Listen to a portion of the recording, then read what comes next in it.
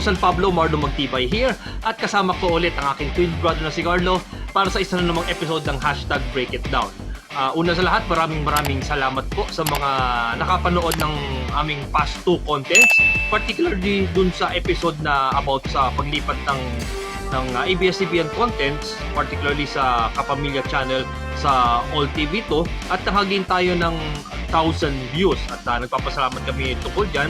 At mamaya at the end ng ating pagbabasa ng ating mga feedback dito ay syempre mag-address tayo ng konti about dito sa YouTube channel na ito.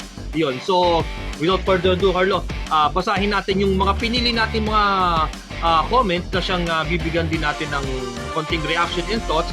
Again, hindi po tayo eksperto or dalubhasa sa pagdating sa aspeto ng television, pero i-share din namin yung mga opinion din namin about sa mga naging recent na pangyayari na syempre naapektuhan ang pamumuhay nating lahat ng mga Pilipino. Sige, Lo, basahin natin ang una nating comment. Syempre, mostly ay manggagaling ang mga comment na yan doon sa mga past 2 videos natin. Sige, Lo. Okay, loyalty kasi ng viewers wala sa mga artist nasa network. Kaya ng ABS-CBN, madami talaga silang loyal viewers.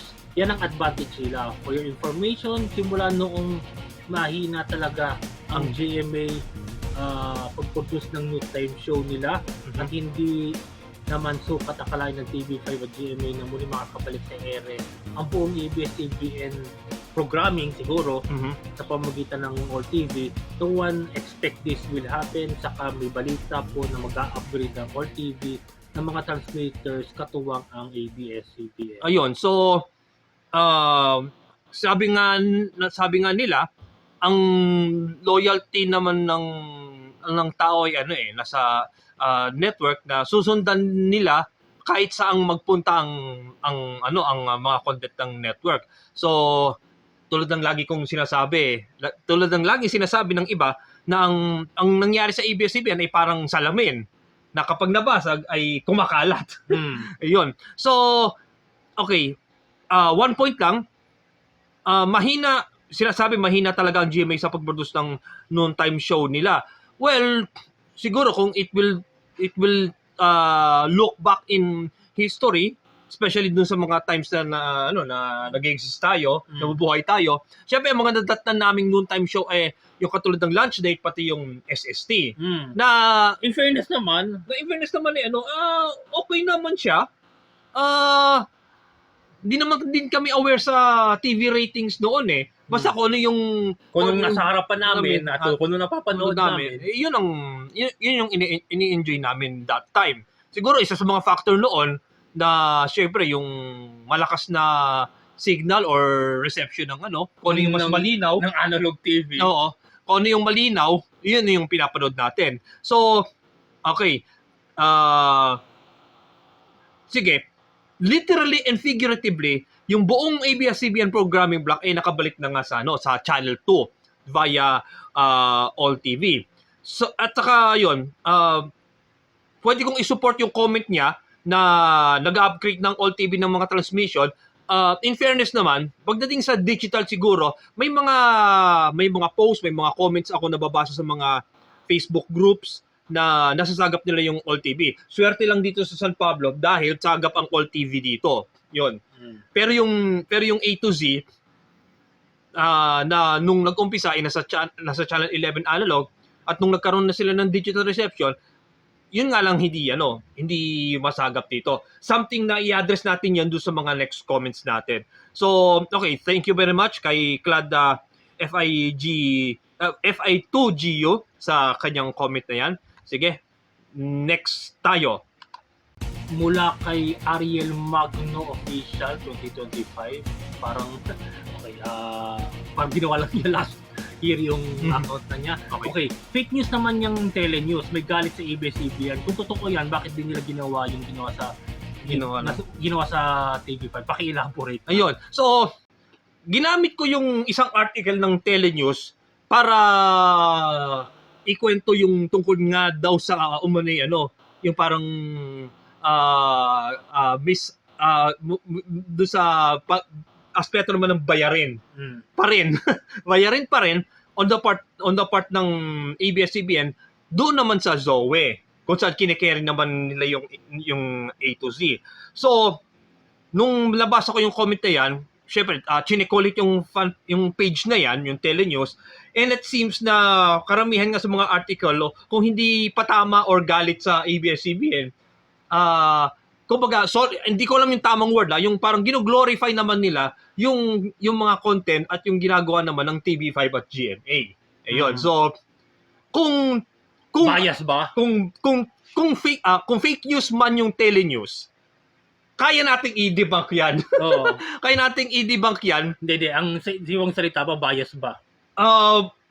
It sounds like bias sa TV5 at GMA. Oh, it sounds like base judging doon sa mga articles sila. Kung fake news yan, kayang-kaya namang i-debunk yan ng kahit sino.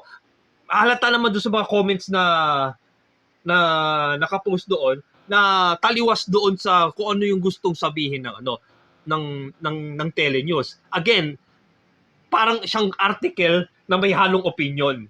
Yung ganon. Pero kung mahagilap man natin ulit ang isa sa mga article ng Telenews na worth bigyan ng reaction o worth na i-debunk, I think walang masamang gawin natin yon. Oo. Makikita niyo yun dito. Makikita niyo dito. So, yun. Thank you very much, Ariel.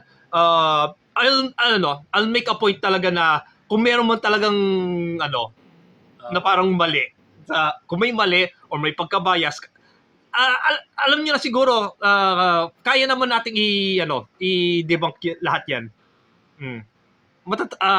Matatalino naman siguro tayo, 'di ba? Okay.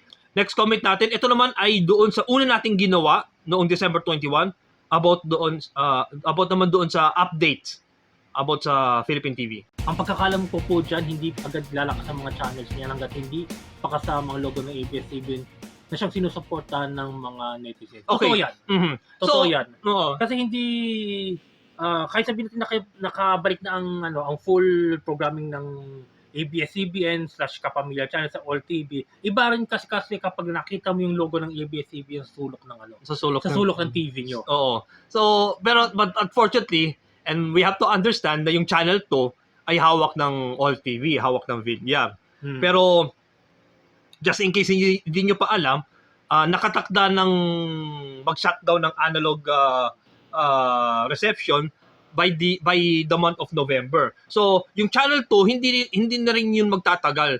So, after ng November, lahat ng mga network at least sa Mega Manila ay mapapanood natin via digital. Something na kailangan din nating i-address yan later on. At syempre nga, sabi niya ay hindi agad lalakas. Of course, hindi. Walang lumalakas na TV network overtime. Overtime o overnight. So, kasi number one kasi problem pa rin talaga, aminin man natin o hindi, pera. Kasi alam naman natin na nung inintroduce ng ABS-CBN ng digital television, maraming pera ang inilabas niyan. Oo. Infrastructure, mapalakas ang signal para umabot at least sa buong Pilipinas. At syempre, at pera din ang inilabas nila para magkapag-acquire ng maraming content para mag-accommodate ng mga programming for target audiences. Sa kanilang mga dedicated channels. Yes, of course, para lang mapolitika. Oo, okay. So, yun. Thank you very much, Jaime or Jamie, sa comment mo. Sundan natin tong isang to. Okay, buksan sana ng ABS-CBN Regional para sa lahat ng province. Well, kung gusto ng Villar Group yan. Kung gusto ng Villar Group, kung gusto ng Zoe yan, magagawa nila yan. Siyempre, sa tulong siguro ng ads na kikitain ng All TV at sa tulong ng revenue na kikitain ng Zoe from ABS, pwede nilang gawin yon. Pero as far na yung ABS-CBN ay wala pang prangkisa, yung idea para buksan ulit ang ABS-CBN Regional, hindi pa yun magagawa. Mm. Pero hopefully with the help ng All TV at with the help ng Zoe, baka naman mapalawak yan. Again, malaki pa ring problema yung reception ng kanilang mga signal, analog man or digital, at barely lang naabot ang kanilang signal dito sa San Pablo sa A to Z. Pero sa All TV, at least nasagap nila. Next comment tayo. GSAT at Signal Satellite kami, nakasubscribe. Kaya mula mawala ang ABS-CBN at naging Kapamilya Channel ay napapanood namin. Of course, yan, perks yan ng mga may kaya na kung di man satellite television ay cable TV through Signal. At ang Sky Cable naman ay, di ba, dati napapabalita na mag-shut down, pero which is hindi naman nangyari. Hindi naman nangyari, bagkos, i-acquire na siya ng Converge. At as far as I know, Sky TV na yung papangalanan in the near future. Pero regarding that, paki-comment na lamang po diyan regarding that information. Siyempre, kung talagang masaya kami sa mga para sa iyo at sa mga nagka-subscribe sa cable at satellite TV providers, again, para makapanood ng ABS-CBN at Kapamilya Channel. Wag nating sa mga may balak mag-subscribe, wag nating pilitin kung hindi natin kaya. Dahil kahit pa paano yung digital naman natin, may A to Z All TV, at least kung doon tayo makontento, yun, kontento po tayo. Pero kung may kakayahan naman at hindi nako-compromise ang pamumuhay ninyo, yun, go kayo, mag-subscribe kayo sa sa mga subscription-based providers. Okay, good move sa ABS-CBN. Akala ng TV5 habulin sila ng malakas na signal ng All TV dito sa Pampanga at Bulacan, pati Zoe. Saka start na daw po ng pag-a-upgrade ng TV ng All TV. Mas madali yan sa kanila kasi may pera ang dalawang kumpanya. Mas madali ang mga expand. Ang mag-expand ang pinakamahirap yung content ang i-provide. Yung DCMM nung nagbalik sa AM na dati DWPM dinagrade, pero after few months binalik ang Holstein na DCMM, number 2 agad sila sa ratings. Ganun ang loyalty ng mga tao sa ABS-CBN. Ayun, yung recall ng tao ang pinaka-factor diyan. Kung hindi naibalik yung DCMM call sign nitong 2025, hindi babalik yung recall ng tao at hindi babalik yung listenership nila. At tama yung yung comment at yung rating ng DCMM ay umakyat na sa number 2, pitting against DCWB ulit. Then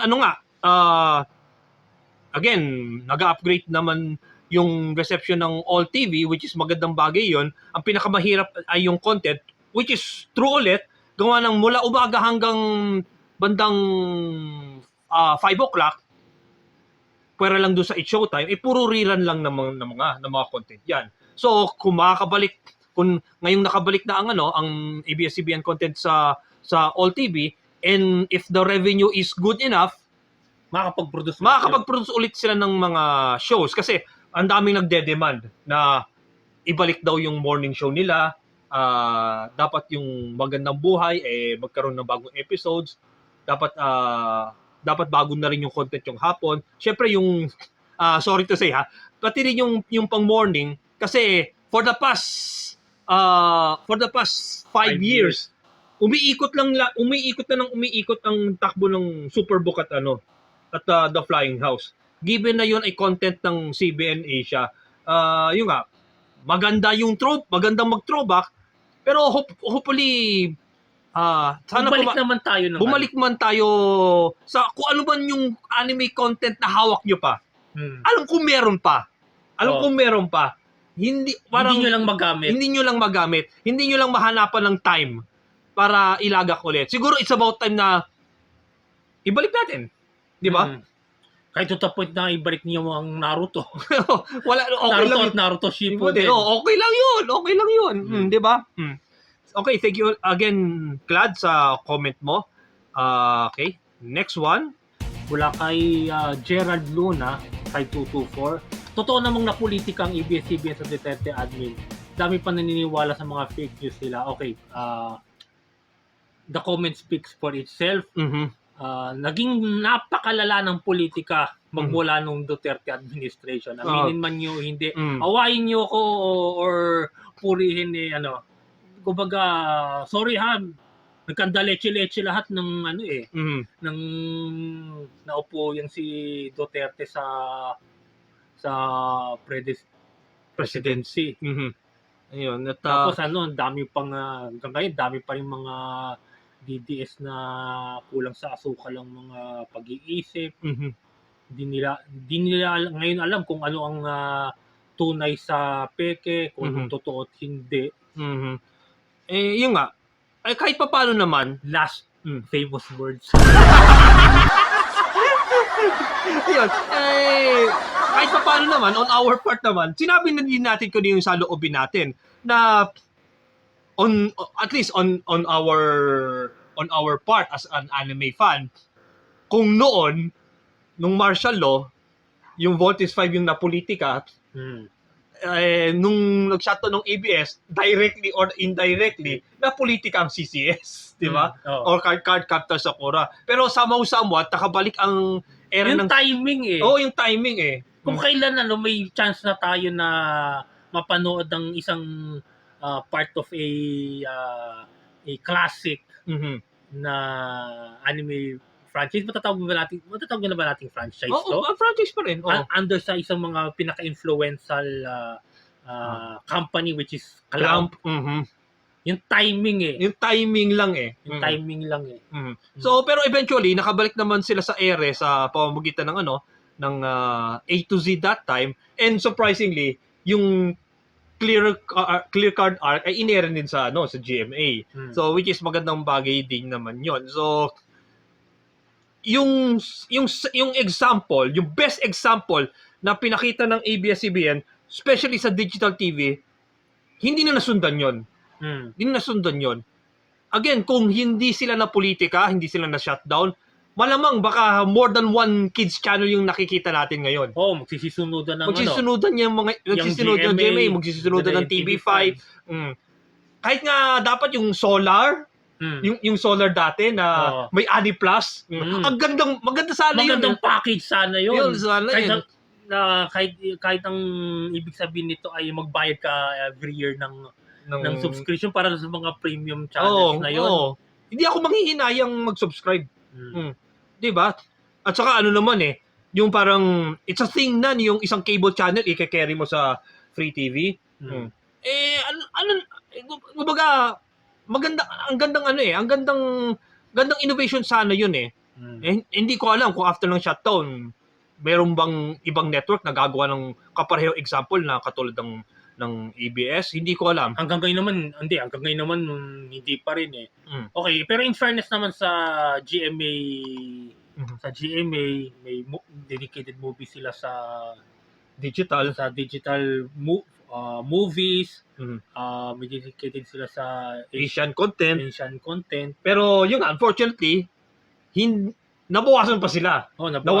Nawala yung Halipop, nawala yung Pinoy hits, di ba? So, hopefully masundan yung sample ng ABS. Mahaba pang 11 months.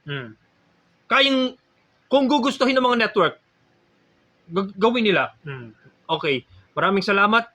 Next content tayo mula kay DJ Paulo de la Cruz. Ang challenge talaga sa ABS-CBN ay kung paano sila babalik from net loss to net profit post 2020. Bali 6 years na, dedicated by the network. Declared by the network in the past sa mga financial statement release nila. Yan ang rason kung bakit terminate ng TV5 mismo ang dapat sa 5-year content deal nila sa ABS-CBN. Teka, Oh. nabuo ba yung 5-year? Hindi. Hindi na nabuo kasi matatapos dapat yan ng 2028. Okay. Ay, may 2 years pa. Mm. May capital Ka? ka, in this case, si ABS-CBN, to pay airtime sa TV5, pero kung di mo kayang mag-remit or ng Ng revenue revenue share sa TV5 according sa kontrata, given the fact na may history Na si TV5 na in the red years nila. talagang mahihirapan kang bumalik sa dati mong kinatatayuan. Now, that magbabago muli ang lineup ng pagpasok ng 2026, maging aral ito sa mga content producers na may prangkisa O wala. o wala, Reach plus Programming programming quality plus advertiser support equals level of audience stability. Okay. Bago pa man yung deal ng TV5 at ABS, nung hinawakan na ni MVP yung TV5, in the red na sila. Ang siguro gusto niyang i-pertain at sa kung ako tatanungin pag sinabing in the red, talagang yung parang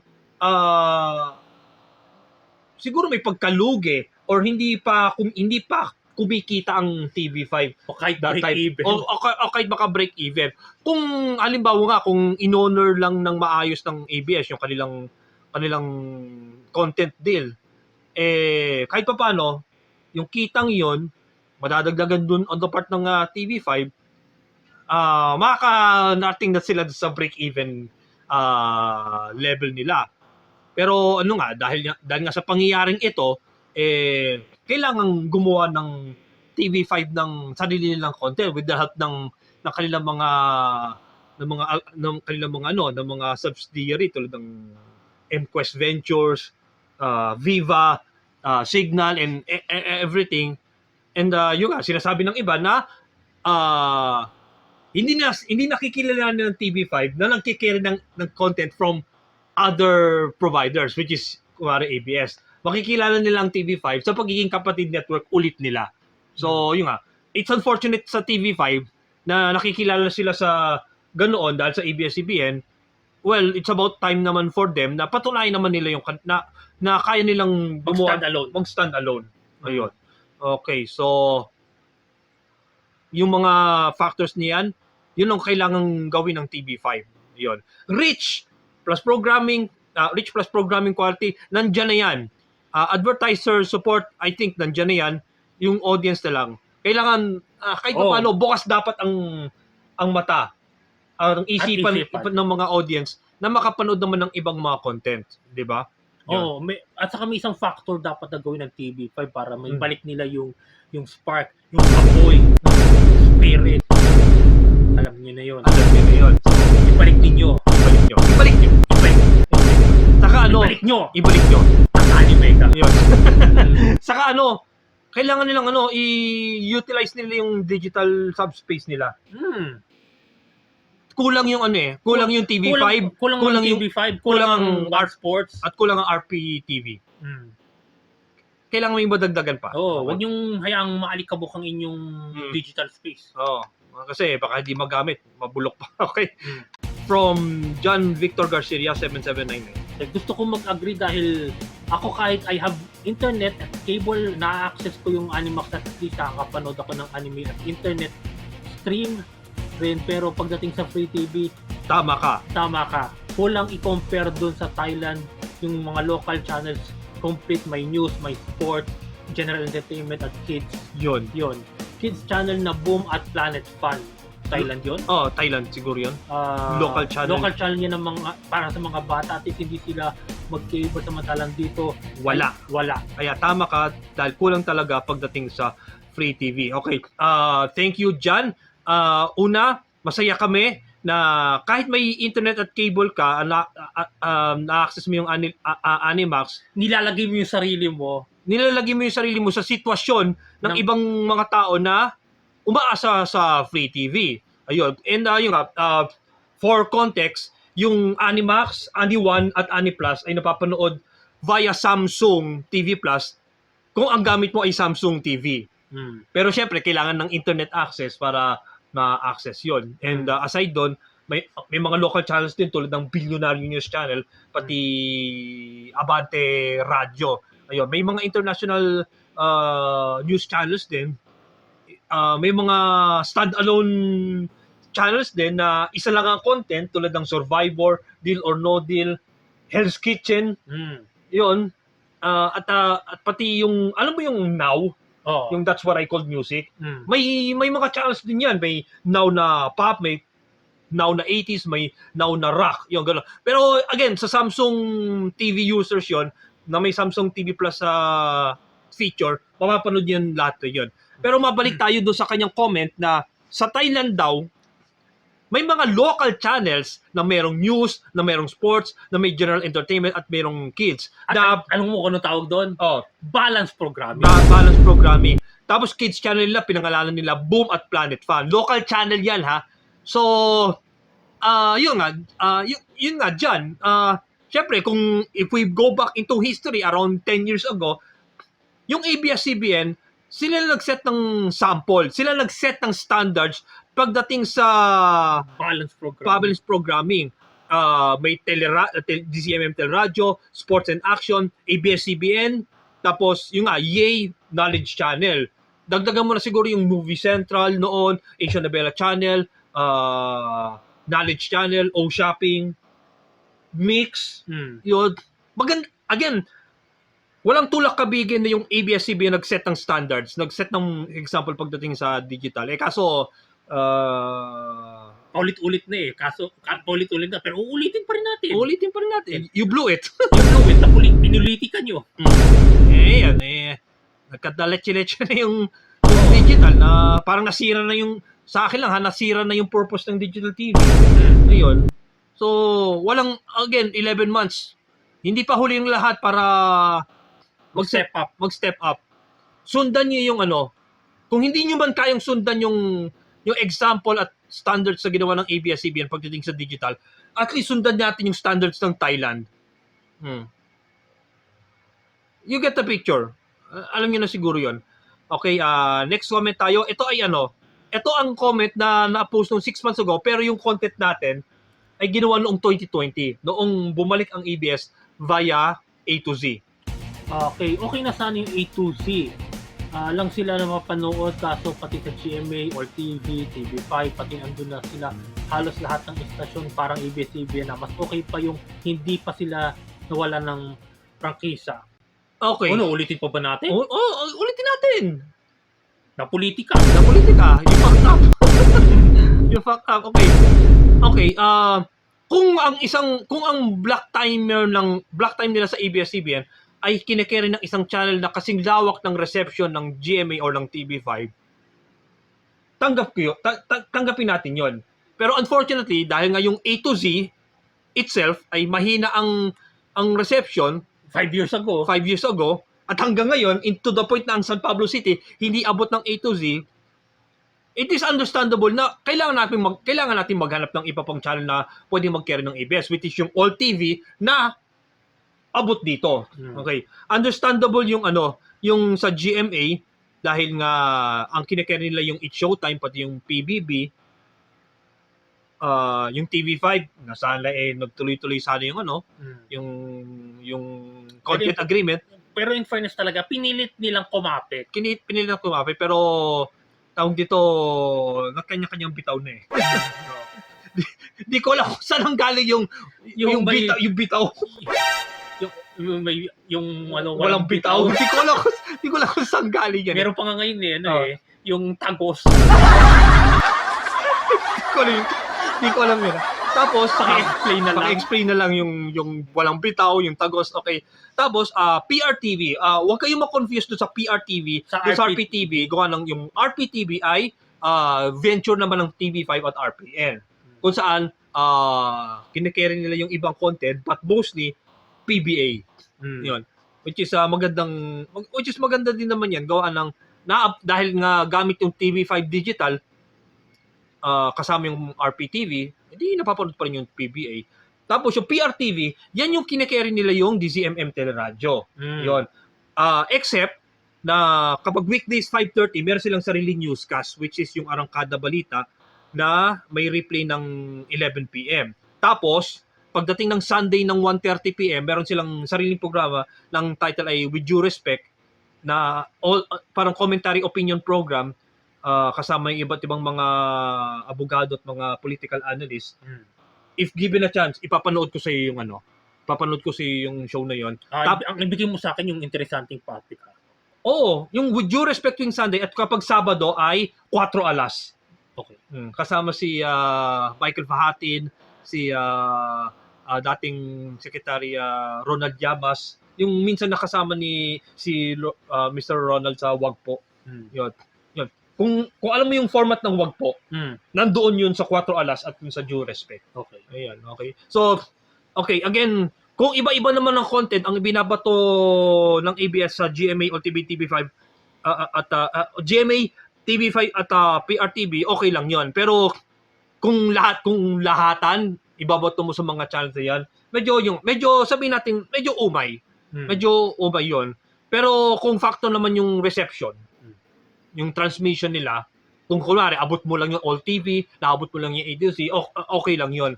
Pero pagdating sa digital, that is something na again, i-address natin 'yon sooner or later. So, yan yung mga comments na pinili natin para basahin. Pero syempre, i-accommodate natin yung nag-iisang fancy comment na babasahin natin, no? Okay, mula kay CJ Velarde 3640. Pwede ka maging radio announcer ng DCMM kasi maganda ang boses mo, boss. Okay. Actually, naging radio DJ kami ni Carlo around 2005-2006. At siguro, dinala ko na rin yung ganitong paraan ng pagsasalita dito sa pag-content creation, pag-vlogging. Yun, di ko alam kung may pagkakataon na maging radio announcer ako sa kahit anong o kahit saang radio station, pero given na dapat for program format mo ang program format ko or anything na kunwari mag-guest ako ganyan. At saka naman ngayon hindi na naglilimita ang radio anchoring sa pag-a-anchor mo sa kanilang studio. May mga radio programs pa rin na ginagawa at home. Kay Christopher Min. Okay, Christopher Min. Pero syempre, given na yung factor na pagiging yung kanyang edad na ganyan. So, again, ang radio anchorship nangyayari na at home at the comfort at your very own home. Kung halimbawa, kung ako makukuha kong radio anchor ng isang radio station outside Laguna, ayoko namang mapagod sa biyahe, dito na lang i-provide naman siguro nila yung internet access, kahit i-deduct nila sa sahod ko yun. For as long na gagawin ko yun at the comfort of my own home, yan.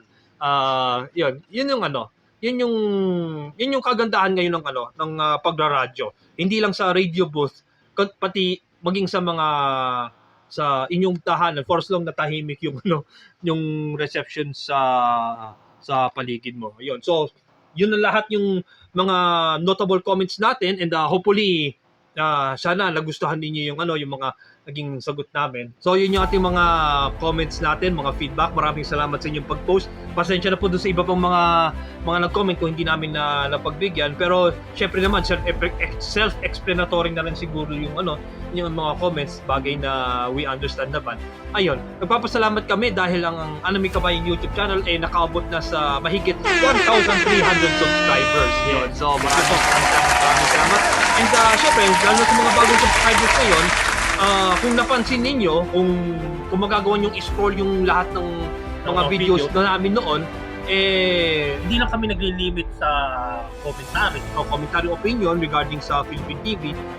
May mga comment din kaming ginagawa regarding anime, regarding na-review namin minsan. Nagko-cover din kami ng mga cosplay events, especially kung saan available dito sa Laguna or sa Karatig, Calabarzon areas, Batangas, hopefully sa Quezon, minsan sa Metro Manila, and sometimes kung nakagilap nyo, nag-cover na rin ako sa Bulacan at Pampanga. Ayun, at yun nga, kapansin-pansin namin na mas nag-engage kayo sa mga content regarding sa Philippine TV. At tandaan po ninyo na ang anime ay kadikit na rin sa bitukan ng Philippine TV. At yun nga, at pagiging otaku namin kadikit din ng bitukan ng ng anime at ng Philippine TV. Hindi lang ngayon lang ulit kami nakakagawa ng ganito, gawa ng una't higit sa lahat, sira yung TV namin. So kung kayo pa yung makapag-send ng tulong sa amin para kahit pa makabili kami ng bagong TV, syempre i-install namin yan ng TV Plus para ma-monitor din namin yung mga nangyayari sa television. At syempre, maraming salamat sa mga nag-engage sa mga contents namin na aminado kami na malakas ang engagement pagdating sa issue, balita sa television and anime perhaps. Pero kung hindi man kayo interesado sa mga iba pang ginagawa namin, at least panoorin nyo pa rin and leave a like. And siguro to make our content even better, hopefully makaabot pa rin kayo ng tulong sa amin. At yan, ipa-flash na lang namin dyan yung aming GCash number para kahit magkano ho iabot namin ma-appreciate namin at nagpapasalamat kami. And hopefully within 2026 makagawa pa rin kami ng mga content na katulad dito despite ng mga ginagawa namin sa personal na buhay, especially for me na nag-host din ako ng mga cosplay events outside Laguna, and hopefully hindi kami matenga doon. Pero kung matenga man kami, gagawa din kami ng content about Philippine TV at sa anime din. Nagpapasalamat din po kami sa lahat ng naging engagement, mapa-commentary man yan, mapa-cosplay events yan, mapa-anime reviews, anything na nakapaloob sa channel ito. At nagpas 1,300 subscribers. Kahit sabihin ng marami na maliit pa yan, pero ngayon parang nagpapasalamat po kami. At hopefully po, hindi sa pagmamadali, pero sana hopefully, kahit sabihin natin slowly but surely, sana lumago ang channel natin. Yun nga. Hindi pa kami umaabot sa more sensation. Pero again, paunti-unti, I think we hopefully lalago itong channel na to sa tulong at suporta nyo pa rin sa aming mga subscribers at mga manonood. So yun, hanggang dito na lang muna. At yun, thank you Carlo sa pagsama mo ulit sa akin. At hopefully magkaroon ulit tayo ng ganitong engagement, especially especially sa mga ganitong pagbabasa natin mga comment. At syempre sa tulong ninyo, kung makapaglago tayo, sigurado araw-araw makikita nyo kaming magkape. Kape!